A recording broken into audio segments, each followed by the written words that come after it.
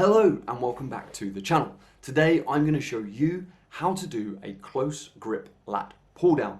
It's a really good alternative exercise on the lat pull down. I find it gets into my latissimus dorsis a lot more than kind of the wide grip lat pull down.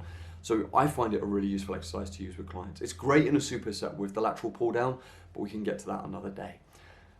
I filmed this tutorial video in a gym I used to work on the Gold Coast, and it's with a friend of mine called Jasmine. I hope you enjoy it, and the close grip lat pull down tutorial video is coming up right now.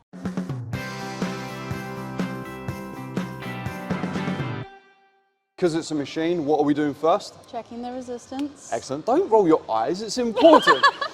Repetitive messaging is important in fitness. Okay, great. So now, as opposed to going wide and overhand, we're going to come under and with a closer grip. You want your arms to be shoulder width apart, and you're just going to face the palms to yourself. Once you've engaged the bar like that, then try and sit down in one go. That's it, and then you'll know that you're moving the weight comfortably and safely. And then all you're going to do is pull it down to exactly the same point you did on the lat pull down.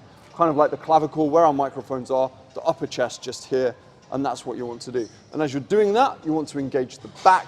You want to try and squeeze the back together, and it looks something like this. Lovely, Jazz. Good. This is the starts of being able to do a pull-up, a chin-up, and it's the starts of really being able to build your back strength as you go. And it works a lot of the arms and a lot in your grip as well. You'll notice if you get the weight quite high on this, your forearms will really start to burn as you do this, which will aid you in when you start lifting dumbbells, when you start gripping barbells and things like that. Anything else to add, Jasmine? Excellent.